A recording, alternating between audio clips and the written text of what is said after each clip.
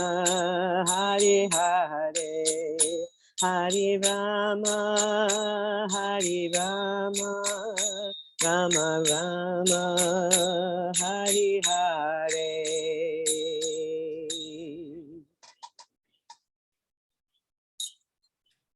Hare Krishna Guru Maharaj, please accept my obeisances.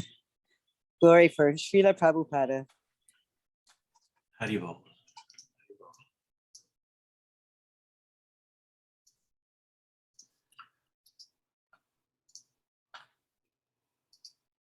There is no introduction, I think. Okay. Hare Krishna, dear devotees. Please accept my humble obeisances. Maharaj, devotees, all assembled here. This is the second series that we've had here with His Grace Manonatha Maharaj, who's been very gracious enough to continue hosting and giving us lectures. So we're here with the Srimad-Bhagavatam. And just very grateful to have you all here and just continue hearing, just for the opportunity to continue hearing. So with that, I will go ahead and pass it over. Hare Krishna. Very well. Today is going to be the conference, video conference number 23. From the very first beginning, when we began and finished the Bhagavad Gita. So, first of all, we are going to offer our obeisances, as usual, to deities and the Guru. Om Namo Bhagavate Vasudevaya, Narayanam Namaskritya, Naram Chaiva Narottamam, Devim Saraswatim Vyasam, Tato Jayam Mudirayet. Before reciting this Srimad-Bhagavatam, which is the very means of conquest, one should offer respectful obeisances unto the personality of Godhead, Narayana, and to Narayana Rishi, the supermost human being, and to Mother Saraswati, the goddess of learning, and unto Srila Vyasadeva, the author. Nashta prayeshva patrishu nityam bhagavata sevayam bhagavati uttama shloke patir bhavati naistiki. By regular attendance in classes on the Bhagavatam, and by rendering the service to the pure devotee, all the troubles unto the heart is almost completely destroyed. The loving service unto the personality of Godhead, with praise, with transcendental songs, is established as an irrevocable fact. Namam Vishnu Padaya Krishna Prestaya Bhutale Srimate Bhaktivedanta Swami Iti Namine Namaste Saraswati Deve Gauravani Pracharine Nirvishesha Shunyavadi Paschatya Deshatavine Jaya Shri Krishna Chaitanya Prabhu Nityananda Jaya Dvaita Gadada Srivasadi Gaura Bhaktavrinda Hare Krishna Krishna Krishna Hare Hare Hare Rama Rama Rama Hare Hare. We are going to begin today with the Srimad-Bhagavatam, Canto 1, Chapter 2, verse number 5. Munaya sadhu prishtoham bhavadbhir lokamangalam yat krita Krishna samprashno yenatma suprasidati. O sages, I have been justly questioned by you. Your questions are worthy because they relate to Lord Krishna and so are of relevance to the world's welfare.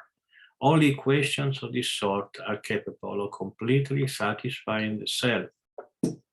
So although it is quite normal to guess that to give a speech, to give a lecture, one needs to know how to do it and has to be relevant otherwise one should speak.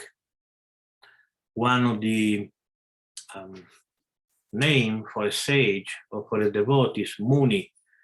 Muni comes from the Sanskrit root Mauna. Mauna means silence. The sage does not speak. Obviously, does not speak of material things. He keeps silent. He keeps mum.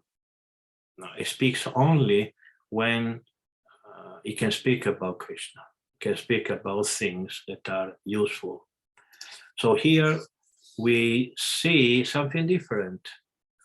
That Sutta Goswami says that making question is as important as giving a lecture. Here, Sutta Goswami is glorifying the sages for putting questions. We have seen the whole of chapter 1 of the Bhagavatam. We are studying the chapter 2, second chapter. The first chapter is made by questions by the sages. And we have studied very briefly last time the six were the questions that the sages put to Sutta Goswami. And the Sutta Goswami is going to answer one by one. And this answer is going to take many verses. And we are going to study them all. But here, Sutta Goswami says your questions are worthy. Only questions of this sort are capable of completely satisfying the self.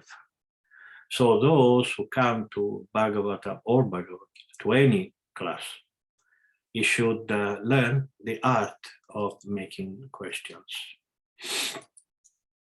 So now we are going to proceed to the verse. But before continuing, I want to answer one question. Actually, it wasn't a question. It was something that I promised some time ago, maybe last week or 2 weeks ago, that I was going to explain the meaning of Naimisha. As you know, we are now in Naimisharanya. Aranya means forest, Naimisha.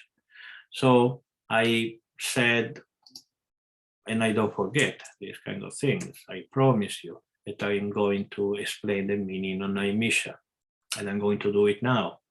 So there are several reasons, a meaning of the word Naimisha. So first of all, Aranya means forest. But so what is the meaning, the Sanskrit meaning? You say the explanation of the word. There is a word in English. Definition?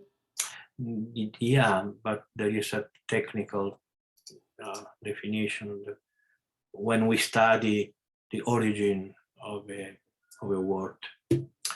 Anyway, so Aranya comes from the Sanskrit Rina, which means a battlefield. And so Arana means a place of no battle. Forests are places of no battle. The kings who wanted a break from daily activities and battles always used to retire to the deep jungles, Aranya. So this is the meaning of the word Aranya. So let's see now Naimisha. Naimisha in Sanskrit is a fraction of one moment. So it's very short. It's like basically Naimisha is almost the time, a little more than the time that it takes for the, how you say, this one, doing, tonight I'm going to have difficulties with English. Blink?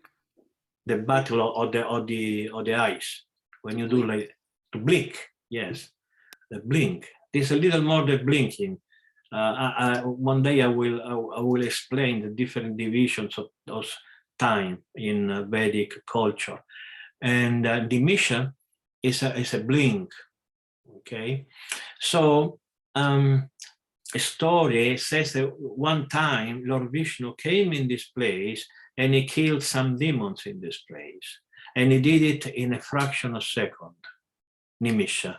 So this is the reason why this place, Naimisharanya, is called Naimisha. But there are also other stories. This is from the Mahabharata. This story that I told is in some Purana, I don't remember which one.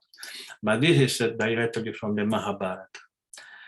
The Kali Yuga had begun, and the Rishi wanted to know where to go to do austerities without being bothered by the influence of Kali. So the Rishi, led by Shaunaka, approached Lord Brahma. They requested Brahma to show them a place where the effect of Kali Yuga will not prevail. Brahma then took a chakra. A chakra is the wheel, the Vishnu's wheel, and they threw it up to the earth.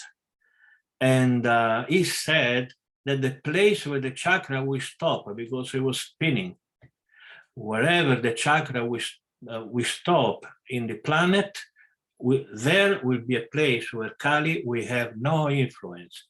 The Rishi then followed the chakra, which stopped at Naimisharanya. The word Nemi means the external part of a wheel. And thus, the place where it stopped is known as Naimisharanya, coming from Nemi. Nemi, again, is the outer part. And this place is also known as Chakra Tirtha. If you go to India, that is called Naimisharanya, but also known as Chakra Tirtha. So, since Brahma blessed this place and that Kali Yuga will have no effect here, they retired in Naimisharanya to do their austerities and speak about and hear Mahabharata, Srimad-Bhagavatam, and do all sorts of ceremonies. And they set up their ashram there. So this is the meaning of the word Naimisha and the meaning of word Aranya. So now I want to show you where Naimisharanya is in India. Okay, this is important. If I get a map, oh my God. Let me medium full size. Full size tomorrow. Okay, this is the map. Watch now where Naimisharanya is. Okay. So I don't know if any of you ever went to India, but anyway, this is Delhi, also called Hastinapur. You see it here?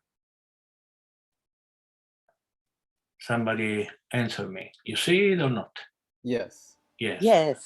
This is Delhi, and this is Naimisharanya. Okay, it's not far from Lucknow or Utpalini, and so it's on the northern part of India. It's still in Uttar Pradesh. So anyone who goes to India, he should go to Naimisharanya possibly. Okay. All right. So I think we have done with Naimisharanya for the time being. Of course, we are going to speak a lot about Naimisharanya. There are many other stories and other things, but basically I absolved my promise to tell you the meaning of Naimisharanya. Okay, so let's go ahead. This is another very, very important verse, and that's why I'm going to read it. Normally, I will not read all the verses, otherwise, very long. But some verses are so important that it deserves that we read it, we recite the verse, the Sanskrit verse, and we give some explanation. Savai pumsam paro dharmo yato bhakti radhokshaje ahai tukiya pratihata yayatma suprasidate. The supreme occupation, dharma, for all humanity is that by which man can attain to loving devotional service unto the transcendent Lord. Such devotional service must be unmotivated and uninterrupted to completely satisfy the self. learn it by memory, this verse. This verse is very powerful for our spiritual life and for preaching, because if someone tell you, what is your religion? Is a religion yours? If it is a religion, can you tell me in a few words what is your Hare Krishna philosophy, your Vedic philosophy? This way you can recite this verse. That our philosophy allows you or facilitate people to attain loving devotional service unto the Transcendental Lord, and how it should be, what is the perfect way of practicing this culture, unmotivated and uninterrupted. Devotional service must be unmotivated, means I should not have material motivation. Not that I should not have a spiritual motivation. We have spoken about this a few times, and we have seen Prahlad Maharaj. He said, I don't want anything, while we have seen that many devotees, yes, Lord, please give me this, please, I want. Even asking for devotional service is a personal desire. So unmotivated means no material motivation. And uninterrupted is that once one begins practicing Krishna consciousness, it should not stop. In the history of our movement, we have this phenomenon quite normal of people coming and going, coming and going, coming and going, coming back and then going again. There are people who does that for years and years, tens of years. I know people who does this since ever, 50 years. I've been coming and going. This is not good. Devotional service should be uninterrupted. Once you begin, then you continue. By rendering devotional service unto the personality of God, Sri Krishna, one immediately acquires causeless knowledge and detachment from the world. This is another wonderful verse. Vasudeva Bhagavati Bhakti Yoga Prayojita Janayati Ashu Vairagyam Gyananchayad Ahai to come. Ashu means very quickly, very quickly. And actually, here the translation is immediately. So very quickly or immediately, it's okay, both or translation.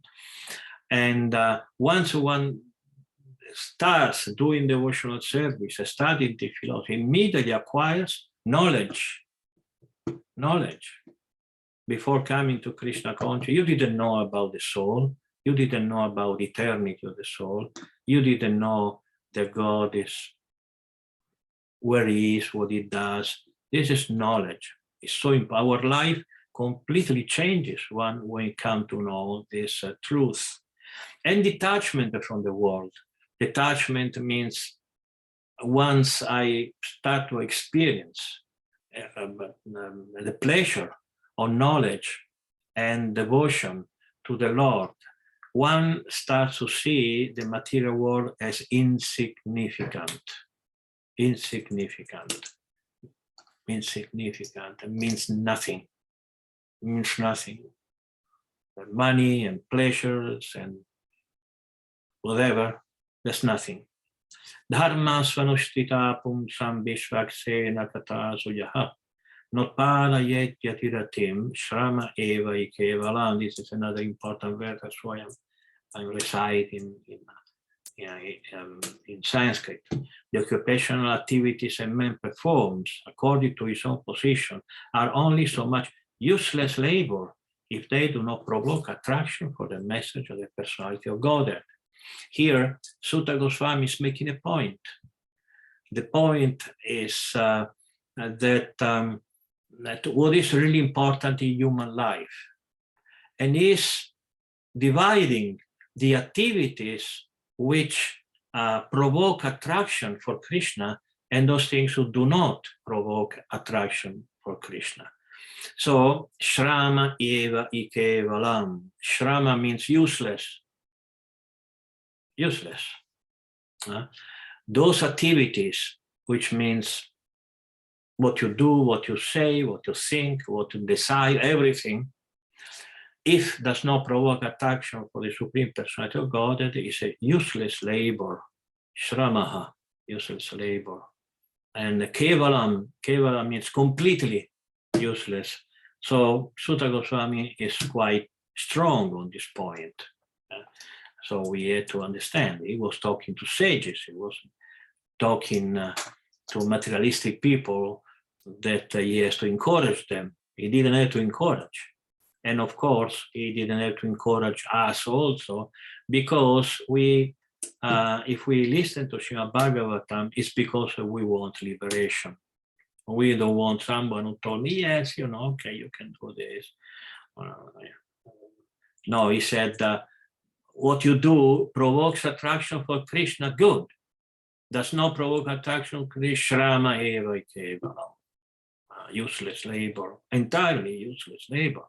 Dharmasaya pavargasya, nartartayo pakalpate, nartasya dharmaikantasya, kamo labhaya is hismritaha. All occupational engagement are certainly meant for ultimate liberation. They should never be performed for material gain. Furthermore, according to sages, one who is engaged in the ultimate occupational service should never use material gain to cultivate sense gratification. So as you see, Sutta Goswami says materialistic life is useless. Okay. So then what you do, you should not work for enjoyment of your body, because everything is just a second, does not last. So it's useless. It's a moment of pleasure, and then it's finished. The sages aim for eternal pleasure, that one who never has to come and will never go away. So if someone tells you, I will give you a pleasure that never ends, and a pleasure with just a second, what do you choose? Obviously, there is no question.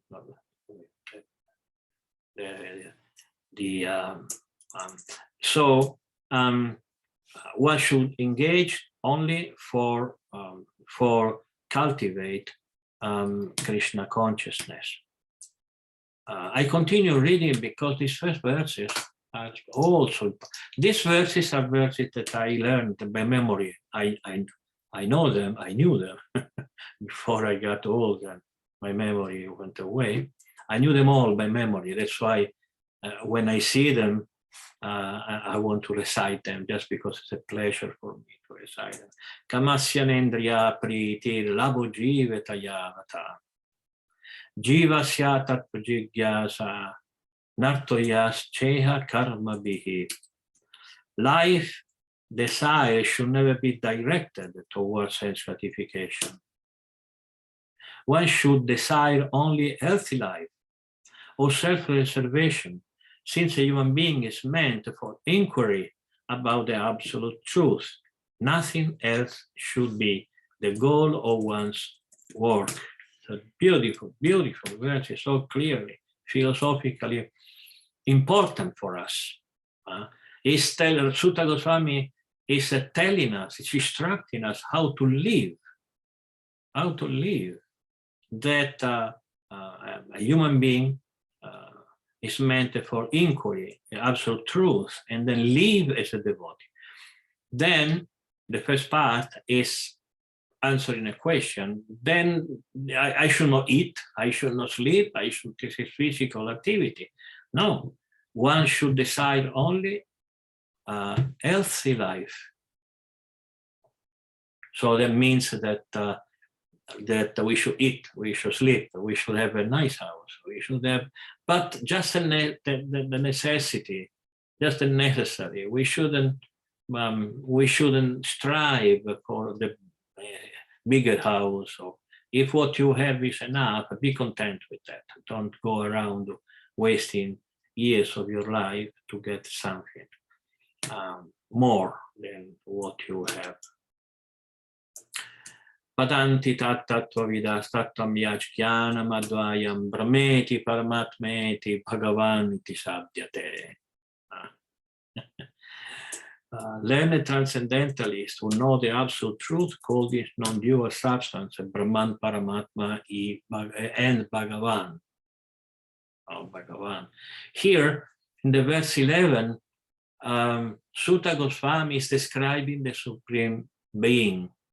And he says that immediately he goes from one topic to the other in 1 second. And he says, the Supreme Absolute Truth has three aspects. That is called Brahman, Paramatma, and Bhagavan. We are going to describe these three in many, many details in the future.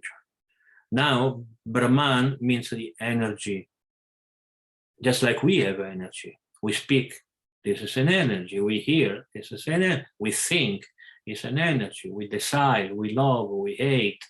All these things are our energies. So the Supreme Truth also has energies. He does things with these energies. These energies are called Brahman, with an N. Brahma and Brahman are two different things. Brahma is masculine, Brahman is neuter. So Brahman means energy. It's not personal because it belongs to the person. Just like our speech power is not a person. It's not that my speech power go away and start to speak without me. The speech power needs me to exist.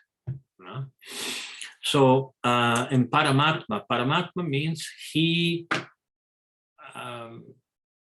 expands himself in many personalities, some of whom enter into the heart of a human being, some of them enters into the atoms of the material creation, some of them becomes incarnation of avatars, etc., etc. And Bhagavan. Bhagavan means the supreme person. Bhagavan is a person. Parantita tattva vidas tattvam yach jnanam advayam. Advaya means non-dual. Non-dual means it's not that in Krishna's existence there is him and the contrary of him. Everything exists is him. So tattvam jnanam advayam. Everything is one. Everything is Krishna. Which is not this is not Mayavada philosophy. We are part of the one. So the one is one and many at the same time. I wanted to make specific because I don't want you to go around and say Manonatha Dasa has become a Mayavadi. I'm not a Mayavadi. So let's proceed. 1, 2, 12. Tachratatana munayo jnana vairagya yuktaya. Pashantyatmani chatvanam bhakta shruta grihitayaha. Mangrihitayaha. Grihitaya. The seriously inquisitive student or sage, well equipped with knowledge and detachment, realizes the absolute truth by rendering devotional service in terms of what he has heard from Vedanta Shruti. From Vedanta Shruti. So, what this verse is teaching us, that we should study the scripture and then we should practice the teachings of the scriptures. And then once he has knowledge and detachment, because by studying and practicing, one becomes disinterested in materialistic life, and then the realization of absolute truth become effect. Tachratatana muna yo jnana vairagya yutaya pashantyatmani chatmanam bhakta shruta grihitaya. Just a few verses more because they are so very important. Now the number 13, 12. Oh, that's funny. That was 12. There was 12. I know, it's double. It's written twice. Okay. Okay, I will erase it. Number 13. Atapumbi dvijashreshta varnashrama vibhagashaha svanushthitasya dharmasya samsiddhir haritoshanam. O best among the twice born, it is therefore concluded that the highest perfection one can achieve by discharging the duties prescribed for one's own occupation, according to caste divisions and ordinary life, is to please the personality of Godhead. Like often, many times, my preaching life, I've been asked, I'm a grihasta, I am a householder, I have a wife, I have a husband, I have a son, I have a job. So I'm a devotee. You know, a devotee can be an householder, can not live in a temple, or not going in India, retire, or going up in a mountain, do severe yogic activities, etc. Here, it is said that one should discharge the duties prescribed for your occupation. You should do it. You should be a good householder. You should, your job should be, you should not be dishonest. If you work, then you have to do it honestly to deserve your monthly wage. And obviously, in the Vedic time, it was not obliged to do work which was against his nature. But we are in the West, we are in Kali Yuga. Maybe you are a Brahmana and you have to do some stupid work just for the money. And during Vedic time, that was not the case. Everyone was properly engaged according to his nature. And this is called Varnashrama. Varnashrama Vibhagashaha. There were divisions of Varna and Ashrama.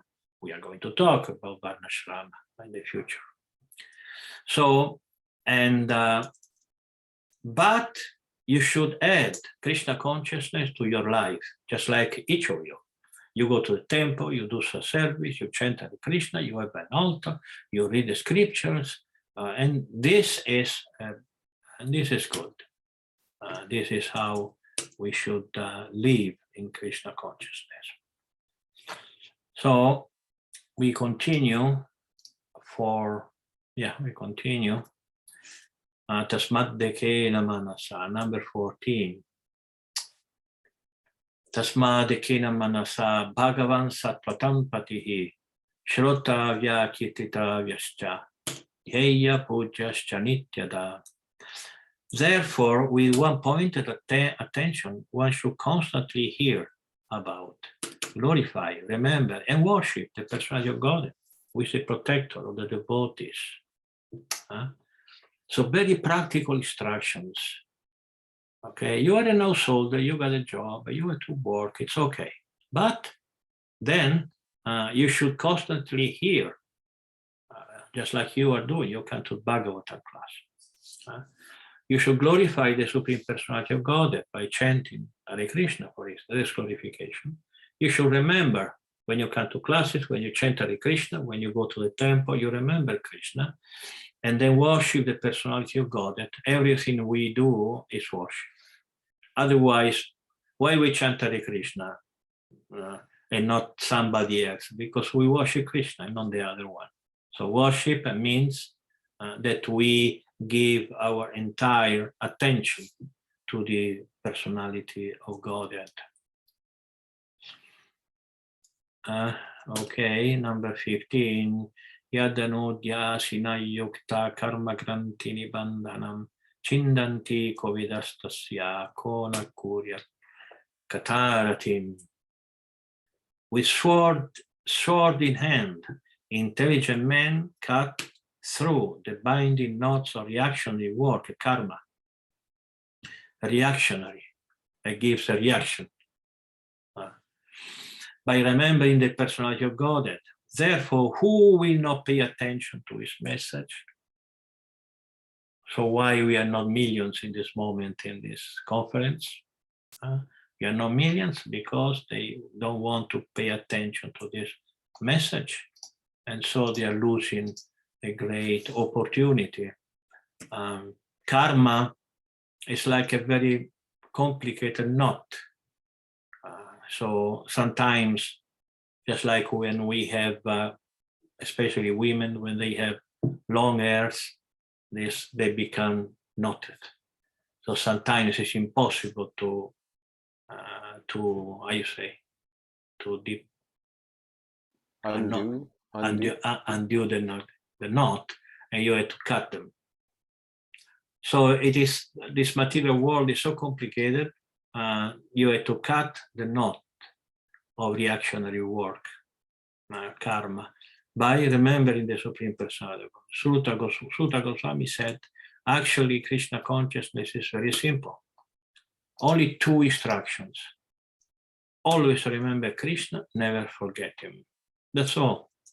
This is Krishna consciousness. Obviously, we have a very complicated, long philosophy, etc., etc. But if we want to resume it, or help me summarize, or say it in 2 words, in a few words, these 2 words or 2 declarations should be always remember Krishna, never forget him. Shushrusho Shraddhanasya Vasudeva Kata Ruchihi Syanmaha Sevaya Vipraha Punyatirtha Nishevanat. 8 twice-born sages, by serving those devotees who are completely freed from all vice, great service is done. By such service, we gain affinity for hearing the messages of Vasudeva. So we should serve the pure devotees. We should find the pure devotees. And once we find him, then we should not waste time. We should offer service. Because once he does that, he gains a great affinity or attraction for hearing the message of Vasudeva.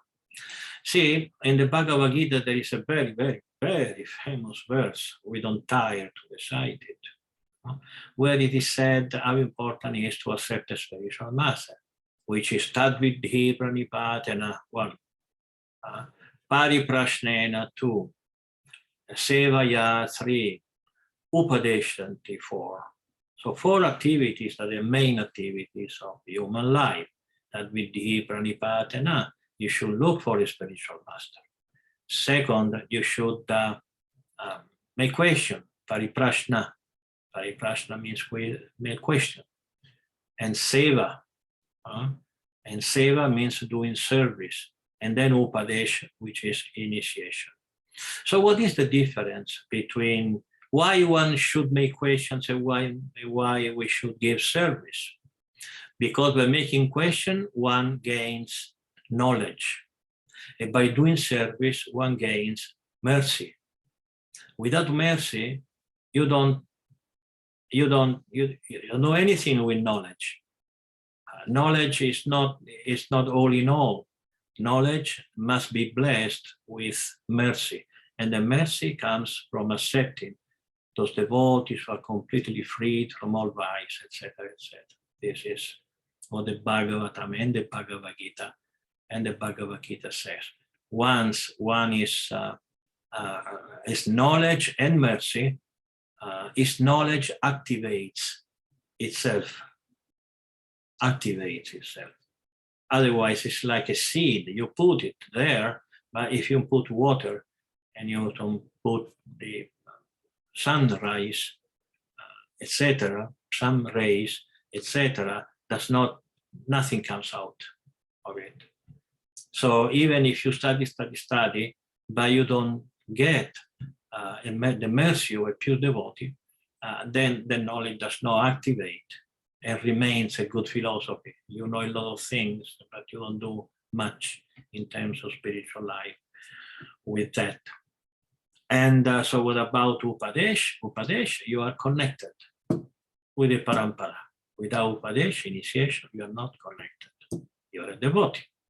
You are not connected to the Parampara. verse 17, Shrimvatam Swakata Krishna Punya Shravana Kirtanaha Redyantasto Yabatrani Vidunoti Surissatam. Sri Krishna, the personality of Godhead, who is the Paramatma in everyone's heart, and the benefactor or the truthful devotee, cleanses desire for material enjoyment from the heart of the devotee who has developed the urge to hear his messages, which are in themselves virtuous when properly heard and chanted. You should not hear Srimad-Bhagavatam just from anyone. Not only you don't get much benefit, but sometimes can even be, you say, damaging or Detrimental. Detrimental. Yeah, detrimental. Just like milk is good, but if a snake, a poisonous snake, touches that milk, then it becomes poisonous. So you drink the milk, you say, "Oh, this is good," you know, and you don't know it's poisonous, and you are going to die. So it's very important not only hear from Srimad-Bhagavatam, but you should hear it from proper sources. And so once one begins this process of hearing, practicing Krishna consciousness, so Krishna from the heart helps you to cleanse the desire from material enjoyment from your heart. And although sometimes at the beginning of spiritual life, one begins a little afraid and say, "Oh no, I don't want to lose my desire for life. You know, I like a few things." But when someone becomes a knowledgeable person, he wants that, because he knows that if he becomes detached from the material world, he can taste much superior pleasure in life. That pleasures of material life is just useless. And Shrama Eva, Ikevalam, complete useless labor. And we are going to finish with the verse we have begun. Nashta prayeshva badrishu nityam bhagavata sevaya bhagavati uttavashloke bhakti bhavati naistiki. By regularly attendance in classes on the Bhagavatam, and by rendering service to the pure devotee, all that is troublesome to the heart is almost completely destroyed. A loving service unto the personality of God, with praise to the transcendental songs, is established as an irrevocable fact. So you are doing all this, you are coming regularly to the Bhagavatam class. Today somebody is missing, unfortunately, but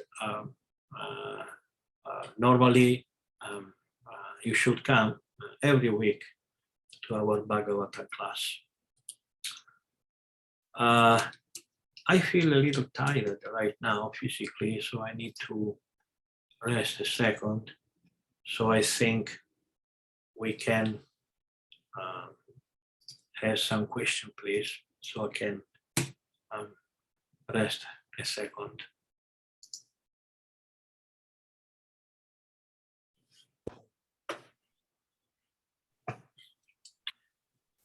Yes, Bhakti Rosaline, Haribo. Hare Krishna, Gurudev. My question is about verse number 5, where it is stated that an all-around solution to all problems pertaining to social, political, or religious matters are, reading the Srimad-Bhagavatam and Krishna, they're the sum total of all things. And I was wondering if that means that what we are learning in the Srimad-Bhagavatam, if there are lessons that we're supposed to be applying to other aspects of our life, or is it that we shouldn't even be bothered, to think about anything else other than Krishna and the Bhagavatam? Thank you. I remember one time that there was one devotee of ISKCON, that he ran as a mayor of Orlando, and he had good opportunities to be elected. And it was a long time ago. Prabhupada was still with us. We were all a bunch of kids, you know. And Prabhupada said, "Don't waste your time. You know, that is a waste of time." Although it was clear that Srila Prabhupada didn't mean that taking interest in political life in this world is completely rejectable. That we had not to take any interest in that, because we have our ideas how the society should be run. It's not that our philosophy is just for going away from this world. Who cares what happens in this world? Our philosophy is not a runaway philosophy, you know, and everybody else stays in it. We have very clear ideas how to run a society. Of course, having ideas and then putting it into practice are two different things. So there are a lot of people that have very bright ideas that they just can't do it. Like I remember, I was in Puerto Rico at the time. I was hearing to a young politician, very, very young at that time, that everybody was, and he's very smart, he's very intelligent, his name was Obama. I think it was at the beginning of 2000, it was 20 years ago, before he was a senator, before everything. So I listened to one of his speech, and he says, we had to close Guantanamo. And when he ran as a president, he said, I am going to close Guantanamo in 100 days. And Guantanamo is still there. So some journalists asked him, you promised, why you didn't do it? And he said, because they don't let me do it. You know, I'm not the king. I cannot do whatever I want. If I could do what I want, of course, it's a heck easier, you know. Just like in Vedic time, it was a monarchy. You know, it was much easier. You know, there was an enlightened king, coadjuvated. Coadjuvated exists in English? No, helped. Conjointly Collaborated, yes. With a group of Brahmana.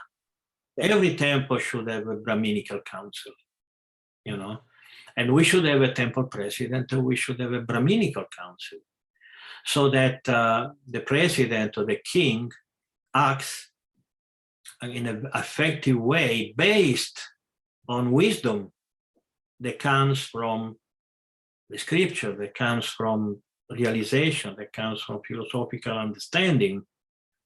Many, many choices made by kings or by temple presidents are not based on Brahminical mood, or Brahminical mentality, and this is not good.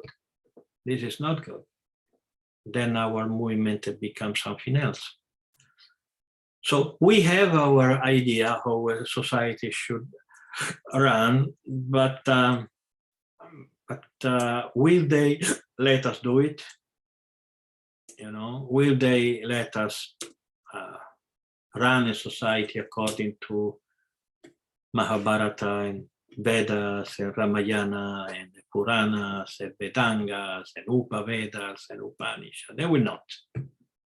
So that's why Srila Prabhupada was a very practical man. He said, I want all of you to become Brahmanas, not Kshatriya. Running a society is a Kshatriya work, it's not Brahminical work. Brahmana should study, and Brahmana should be intelligent, and Brahmana should be equipoised.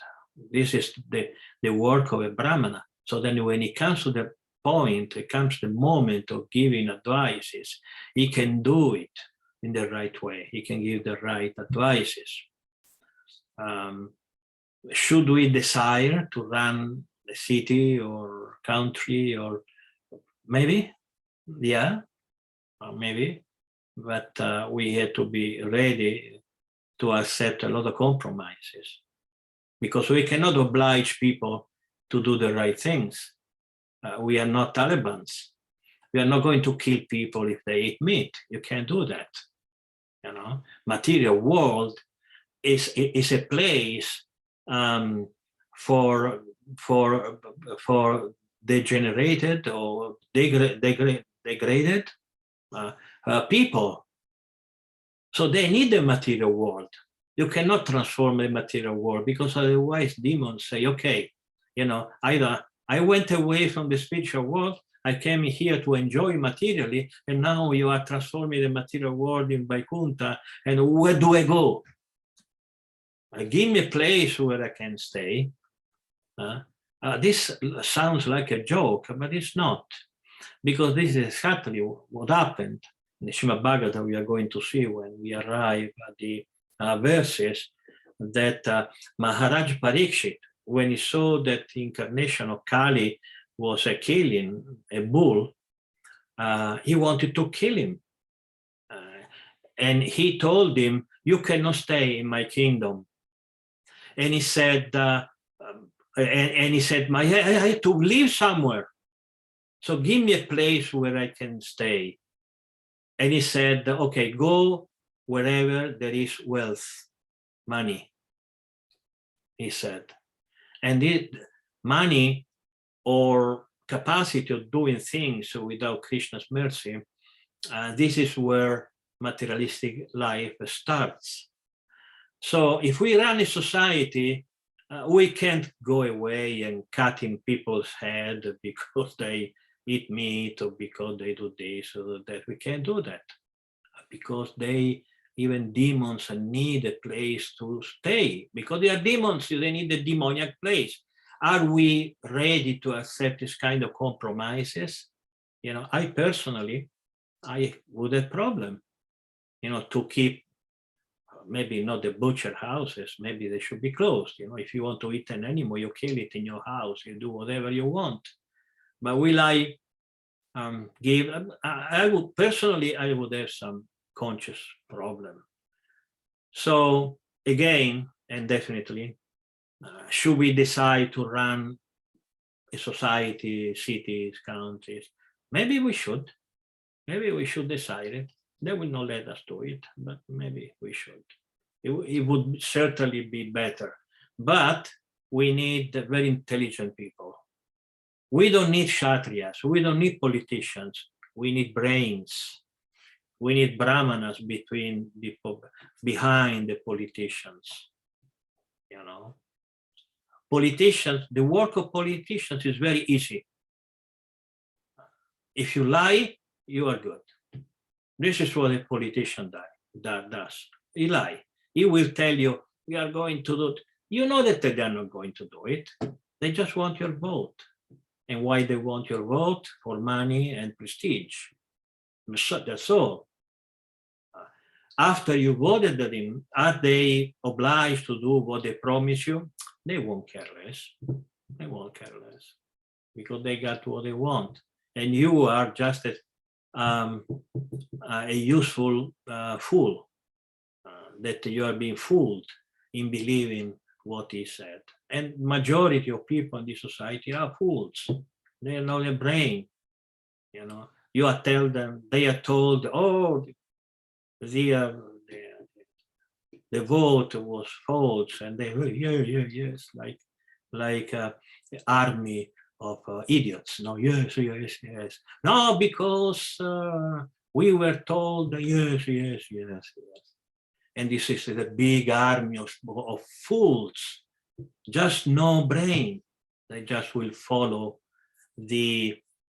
Do you have in English culture the story of the magic flutist? Do you know this story? Yes, you do. Okay, there is some story somewhere who told a story for kids. And there was this magic flutist, and he would play the flute, and everybody. And then there was an invasion, or I don't remember exactly the story. My mother told me when I was 3 or 4, maybe. And so they would follow it, and he led us into a ditch, and everybody died. Just because there is no brain. They just follow whatever leader. We don't want that. We don't want that. We want a class of brahmanas. We want a class. Not that everybody will not become brahmanas, okay? But we should have a little more brahmanas and less fools in society. Okay, please some other question because I can't read. It's just too much. Thank you. There you go. Bhakta Andy. Hare Krishna Maharaj, please accept my humble obeisances. All glories to Srila Prabhupada. There you go. I had a question regarding pleasure and how you've, in a previous lecture, you've spoken about how it's okay to have a material desire, you know, to, in my understanding was like, it's okay to have like a material desire to get your foot in the door almost, as how I interpret it, like with Krishna consciousness. And so my question is, when I hear the word like pleasure and like posing the question of like, would you rather have like a temporary pleasure or a pleasure that lasts forever? There's just, I don't know, there's just like a guilt, I guess, that I feel comes from ignorance, of just like wanting pleasure. So when that question is asked, there's just some sort of guilt inside of me thinking like, oh, I shouldn't have pleasure, or I shouldn't desire pleasure. So I'm just hoping if you could elaborate on that. Yes.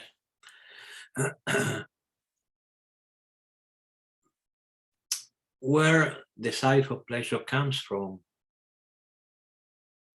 it doesn't come from the material body, because the material body is inert, is dead. So where it comes from? It comes from the soul. It comes from us. It's part of our nature.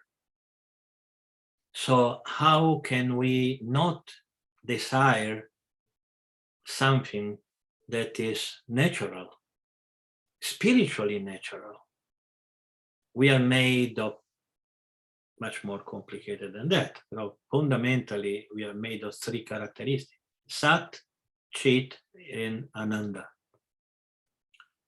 So Sat means existence, and Chit means knowledge. We want knowledge. And Ananda means we want pleasure. It's just our eternal nature wanting pleasure. You cannot avoid it. And I know that our intelligence work in such a way that we think that since our materialistic life is,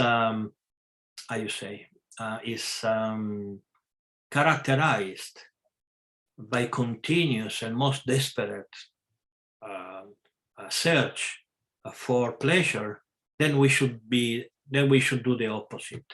If we want to do spiritual life, we should do everything opposite of what we are doing in this materialistic life. Material life, we are always continue searching for pleasure. Then if we want to be spiritualist, we should not look for and feel guilty, as you say.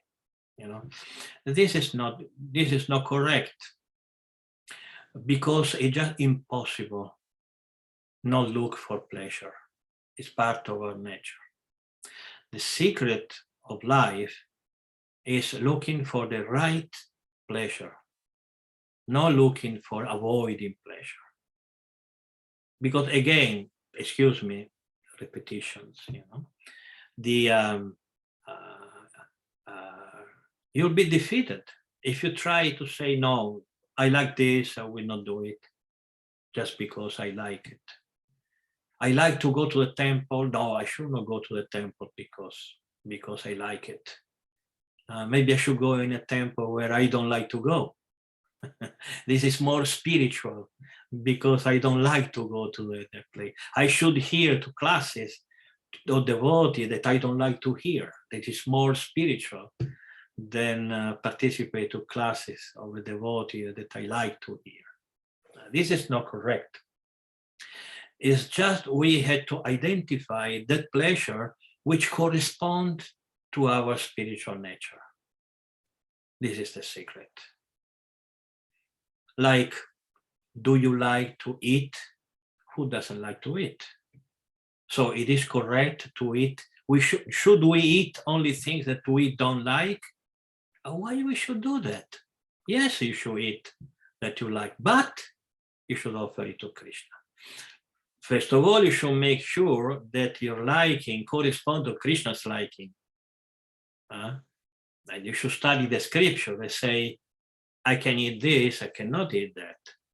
I like that, but Krishna doesn't like. So it is not possible to offer Krishna things that he doesn't like. You may like, meat, but Krishna doesn't want. So you can offer meat to Krishna in millions of years. He will never accept it. You will always eat bhoga, but you like it. So you identify what Krishna likes, what he tells you that you should like, because now you don't know what you like and what you don't like because you are in a state of ignorance. And once you know what you should like, then you begin the process.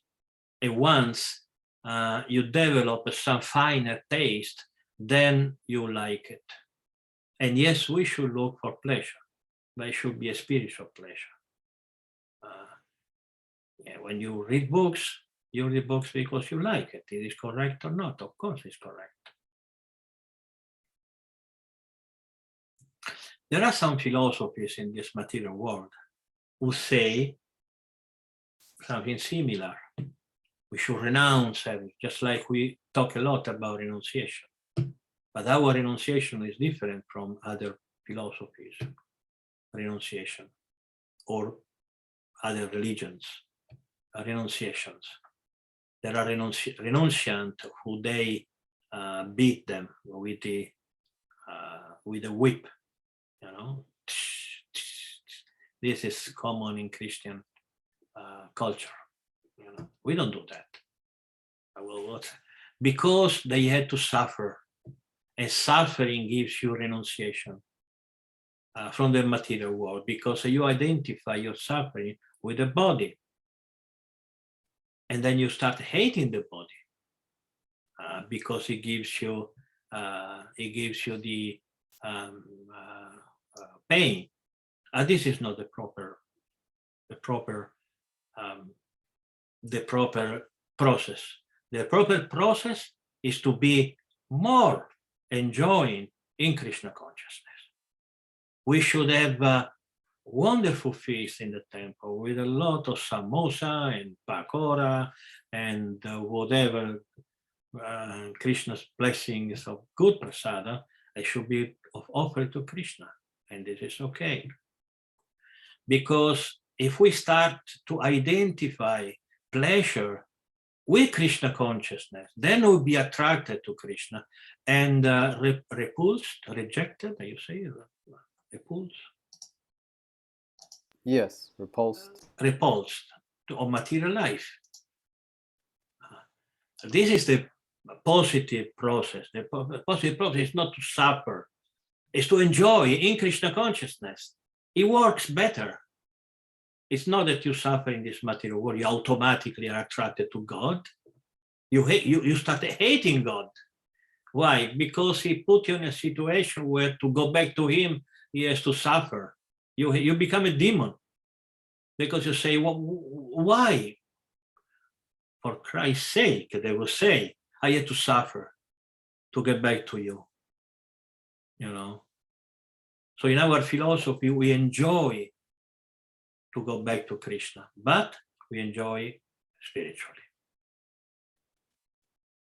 So you chant nice rounds and you stay with good people, you are very clean, then you put the tilak, everything is so clean and beautiful, the temples must be nice, the prasada should be first class, the kirtan should be first class. This is the process.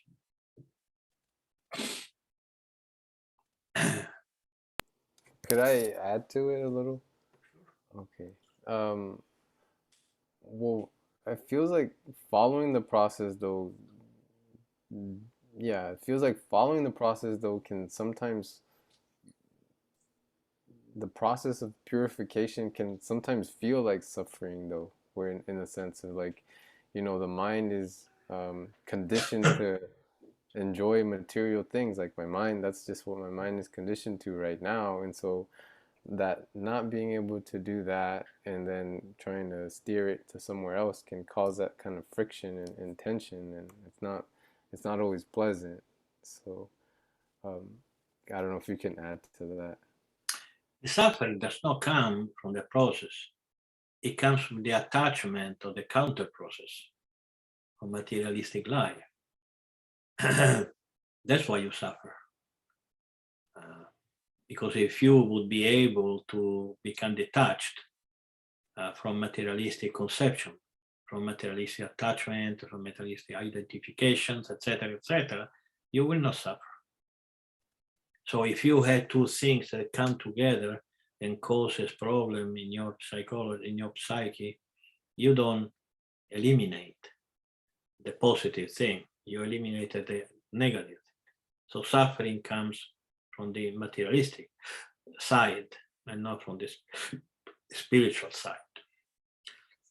You want a proof? Everyone who is spiritually advanced is happy, and everyone who is materialistic advanced is miserable. Do you know anyone who's really happy? So, because why? Because inherently, materialistic life is suffering. It is suffering. It's just, you see it. When you will have my age and you'll see your present heroes, politicians and musicians and all beautiful women and models, etc., and you'll see it in 40 years, then you'll have a very, very strong realization, very, very strong realization of what material life is, how it just lasts 1 second. And that causes suffering because your happiness was based in something that had no base. In my age, one of the most beautiful women in the world was called Brigitte Bardot. Do you know Brigitte Bardot? Right.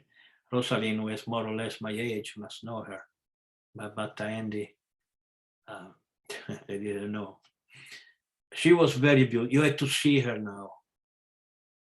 You had to see her now. She became a monster, the most beautiful woman in the world. So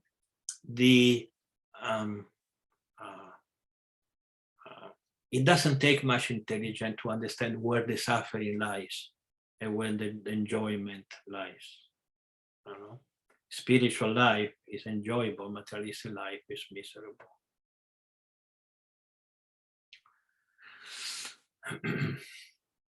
Thank you very much. You see, there was this big politician who was becoming the president of the United States. I saw him after 20 years. He lost, what's her name? I don't remember. I remember. Anyway, I remember him. Now it's like you don't recognize him. How the time is transfigurate is what's the name of this big politician? Anyway, so don't. Bill Clinton? Huh? Bill Clinton? No, he was the Bill Clinton second vice president. I don't know. Anyway. Al Gore. Al Gore. You got to see Al Gore 20 years ago and Al Gore now. You don't require two different persons. So this is how it works. This is materialistic. So you want to give your life for something that will finish? Okay, be my guest. But an intelligent person, sage or Naimisharanya, will not waste his life, human formal life, for something like that. Okay, so now we have some more time. Maybe Rainman. What's your name? Oh, Hare Krishna Maharaj. My name is Bhakta Richard. Bhakta Richard. Okay. Okay. Do you please make a question because we have 10 minutes to cover. I don't understand. I know you explained it, but I still don't understand the concept of non-dual substance. Yes. Non-dual means relativity, where there is something and its opposite. Okay? So something that is opposite have the same, how you say, the same dignity, the same power. Otherwise, it won't be something that is opposite, same power. Okay, so this is the principle of relativity. Relativity means there is something that is opposite. There is no one supreme things. There are two. Non-dual means that there are not two identical things which have the same power. There is one, and even its opposite comes from the one. So this is the meaning of non-dual. Non-dual means there is only one supreme personality of Godhead.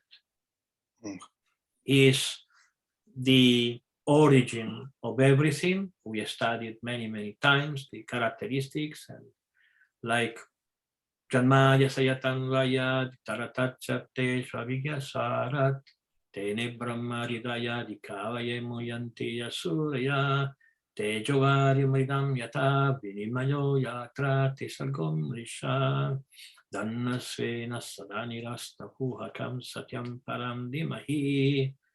You see, my memory is not completely burned out. I remember something.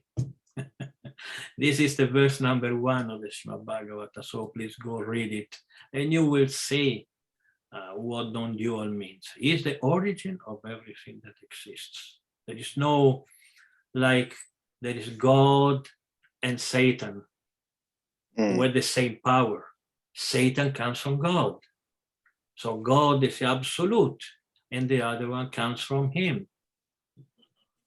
So, however, does that mean that everything existing in God, in Krishna, is God? No.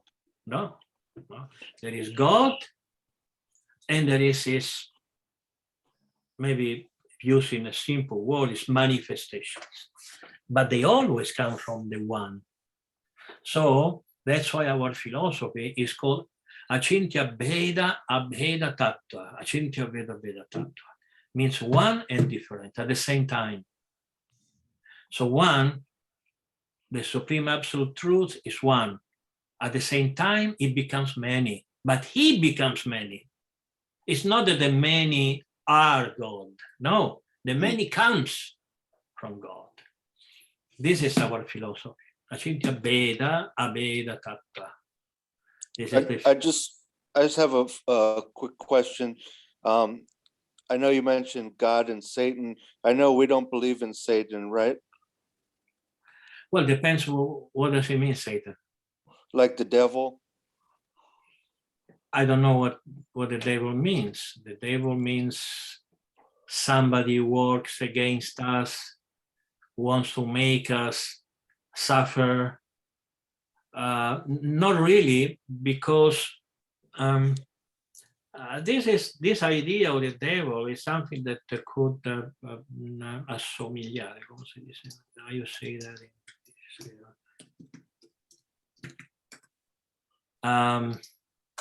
That look like Maya. You know, Maya works against us, but actually she doesn't work against us because she is devilish. She's not devilish. She's also a God's energy. So why God would want make us suffer? No, it doesn't want to make us suffer. But since we want this, he will give us all possible tools to live in this situation that we want. So the idea that there is somebody who for his own pleasure wants to make us suffer, this is wrong. Does not exist. Thank you, Maharaj. this it would be also against the idea of one God. Saying that there are more gods, like in some concept, Satan is like a second God, because he works against God.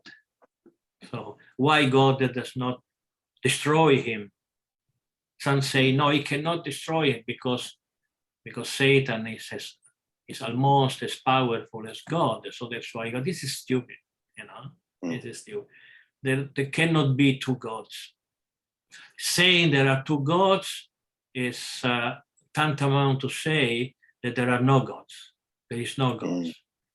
Because when you say God, means the supreme, and cannot be too supreme.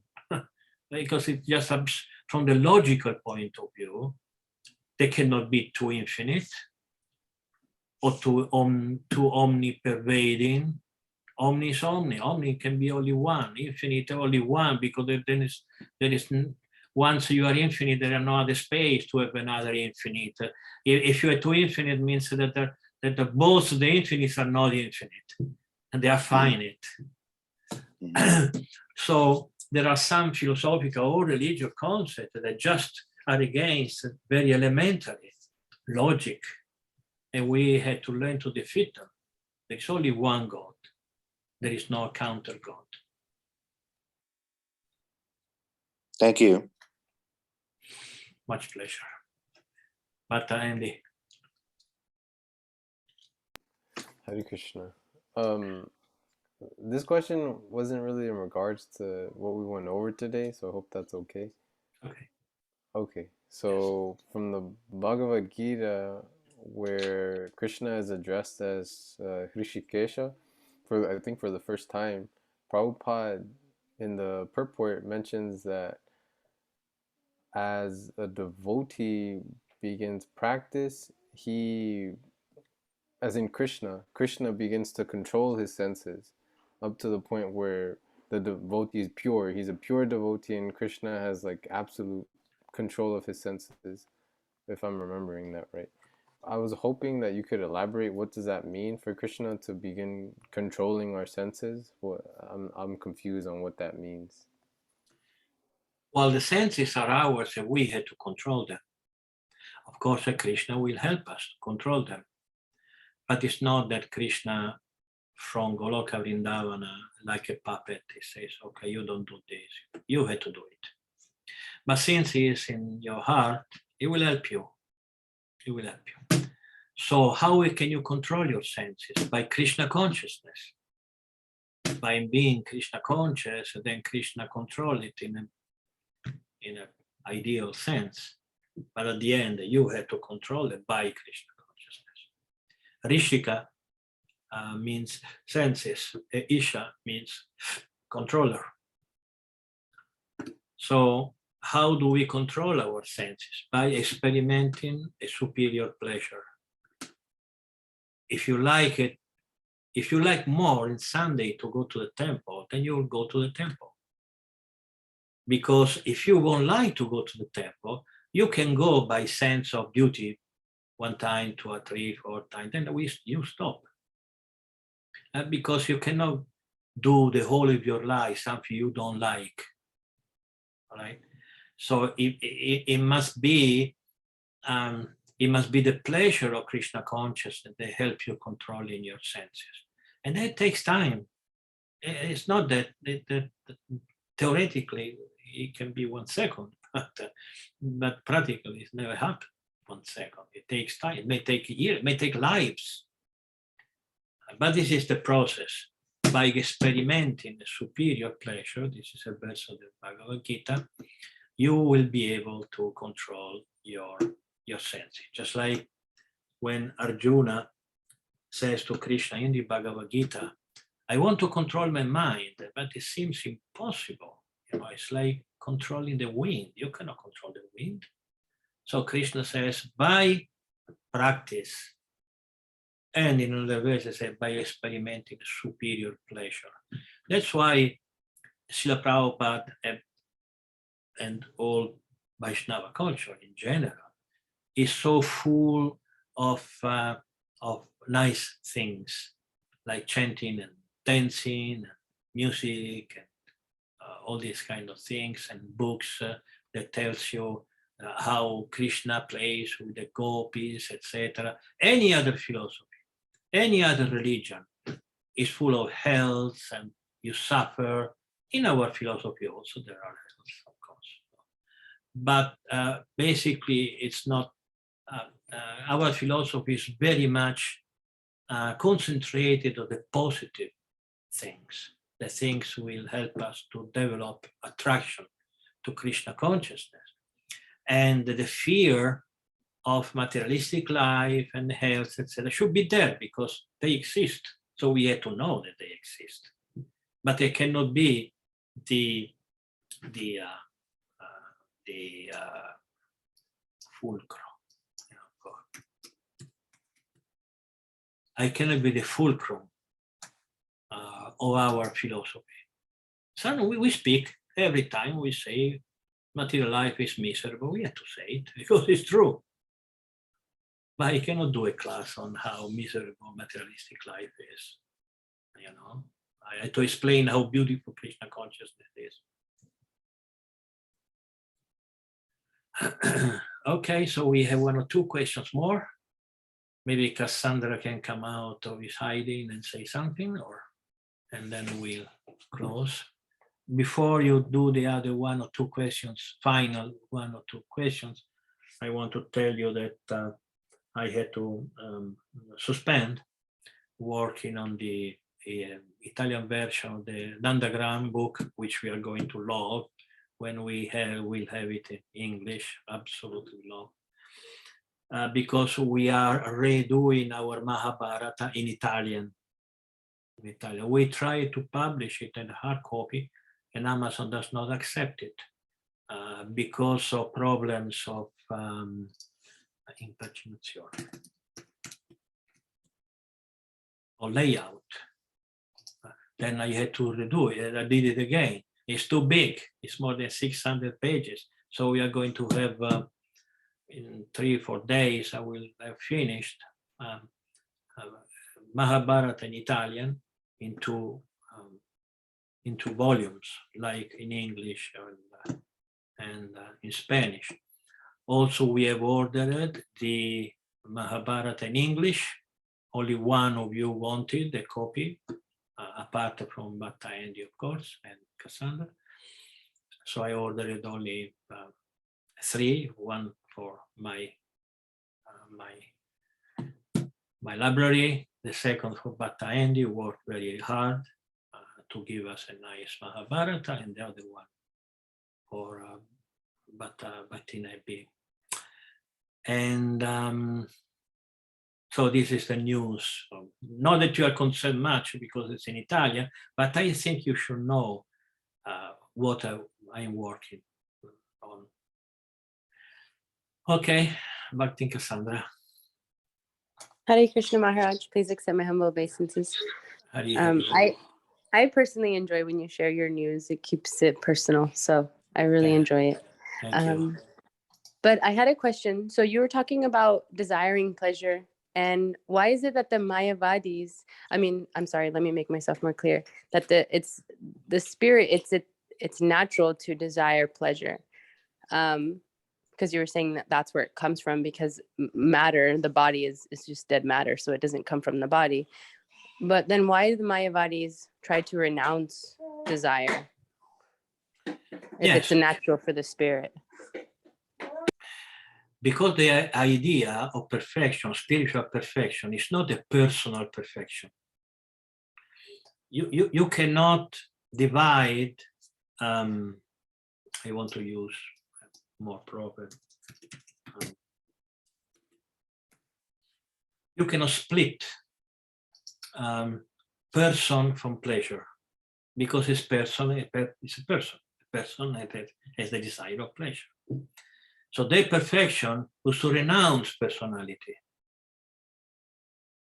and to merge into the impersonal Brahman.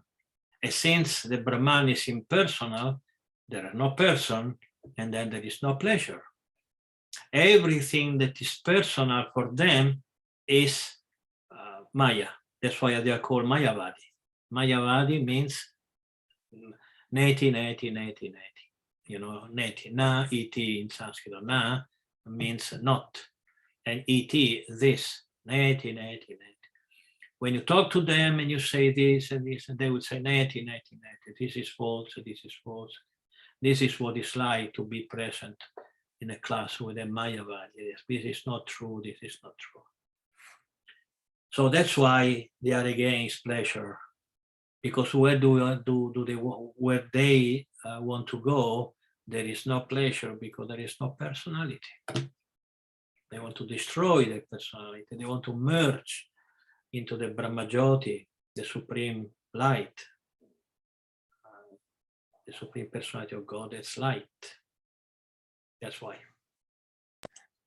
Thank you, Maharaj. And just to add on to that, they want to merge into the supreme light to become God, or what is that the goal? Why go into the light? Well, for them, there is no God. There is no God. They are Mayavada philosophy is actually an atheist philosophy, because for us, theistic philosophy, theos comes from the Greek, means God. It involves necessarily a person, a one person, you know. But for everybody else who don't accept the one God, they are actually atheists. There is no one God who is supreme. The supreme entity is a light, and I become one with the light. I lose my personality. I'm not Manonatha Dasa anymore. There is no Cassandra, there is no Andy, there is no. We become one with the light. And we lose our personality, we lose our individuality. So they don't actually want to become God. They want to merge into the supreme light, called Brahma Jyoti. Jyoti means light, Brahma means spiritual light. So if one thinks it over, that's horrible, you know. That's worse than death. Because when you die, you lose your life. But at least we know now that we don't die. But the Mayavadi, that is ultimate death, because they are going forever to lose their person, also they think. But actually, when they merge into the supreme light, the Brahmajyoti, they think that it is an irrevocable situation, but actually they are not. They don't lose the individuality. They just think they lost it. After some time, they have to come back in this material world. Okay. Thank you, Maharaj. That was a great answer. It made more questions, but I will wait for next class. Yes. Yeah. Okay, so we have one or two questions more, and then we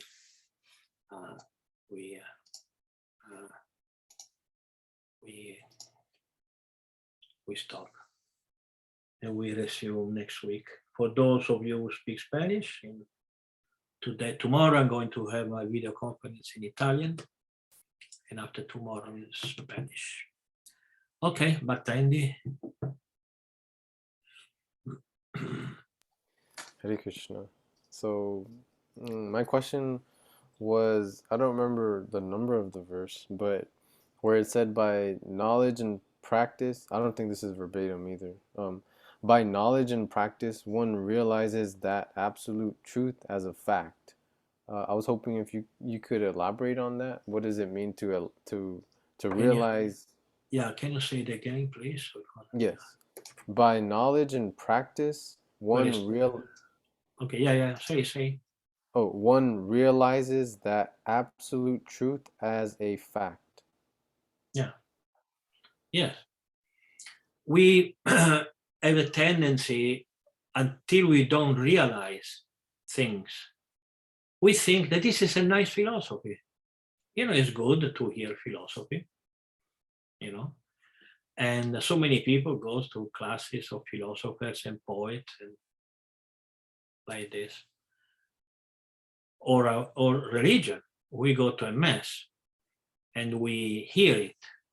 This is not going to change anything in our life, but we like it.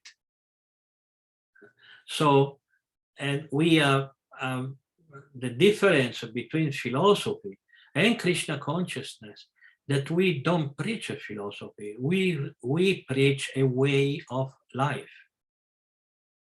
Our philosophy has to become the way you live. Because otherwise, well, better than nothing, of course. Better to hear a nice Bhagavatam class, and then you continue doing whatever you were doing before the Bhagavatam class.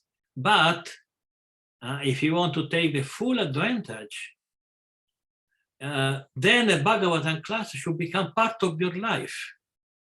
The way you think, your values of life, the way you speak, the way you act, the way you dress, the way everything you do should change. And this is the proof that you are advancing in spiritual life.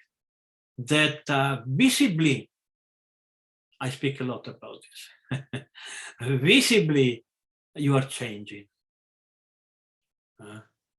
I say it every time, Sometimes you give class at 10th of year to the same people, nothing change. Why? But they come to classes. They never lose a class, but nothing changes. Why? Because they come like they go to cinema, with the popcorn. They hear this white-dressed man talking nice philosophy, sometimes smiling, sometimes getting into my case, sometimes, just like this. And then you finish, you go. But this is not what Krishna consciousness is all about. Something has to visibly change in your life, in the way you speak, think, behave. This is why we give classes. Okay, so last question, and then we close. Thank you. Hari Bo. Bhakti Rosalind. Hare Krishna. In text 7, what is meant by causeless knowledge? It says one immediately acquires causeless knowledge. Is knowledge not subject to karma, to, what does that mean, causeless knowledge? Causeless means something that has no cause. Just like your knowledge now is a cause. You hear classes and this is a cause knowledge. But then with purification, you'll see the knowledge will come from your heart without nobody telling you. It's just coming out naturally. So just like why I push so much into embracing a Vaishnava lifestyle, because this will facilitate you to become a Vaishnava, even nobody telling you. If you dress as a devotee, naturally when you walk around, you are pushed, you are obliged to behave like a gentleman, because Vaishnavas are gentlemen, okay? You don't put your dhoti and kurta and then you go stealing or misbehaving in society, because you are a Vaishnava, I represent somebody and I should not misbehave. So there is cause knowledge and there is causeless knowledge. That will come. You will see. When you will start preaching regularly, chanting, and you will see that you will do things that you never knew you could do it. Or you give classes and you will be surprised by what you say. You didn't know that you knew that. Or you didn't know that you were able to speak. But it comes. Why? Because Krishna is helping you. Krishna is not just like the question that Bhattayendi did before. The Krishna will control your senses. In this perspective, he does. But you do it. You have to desire that Krishna helps you control your senses. But otherwise, if you don't want to control your senses, Krishna does not control your senses, because you don't want, these are your senses. Okay. So is there some instinct involved in causeless knowledge? This feeling that I just know, an instinct? you can call it instinct if you like. And if by instinct means something that is natural in your heart, you didn't know, that by purification is coming out. It's just coming out.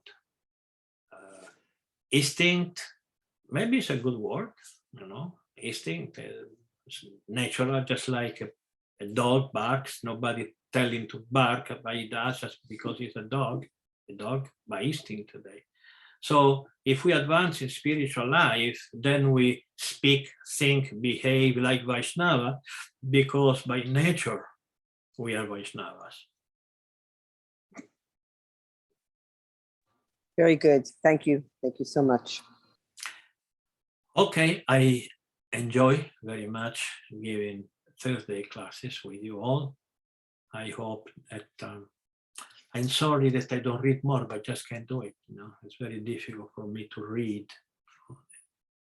And so speak is easier for me because I don't necessarily really to look to words. So maybe, and you cannot read, I cannot have, like in Spanish, somebody to read because it is impossible to read all the 18,000 verses. You'll see that when we get out from the beginning part of the Srimad-Bhagavatam, which is all extremely beautiful, extremely, that I must read it. You will see that we'll go a little faster.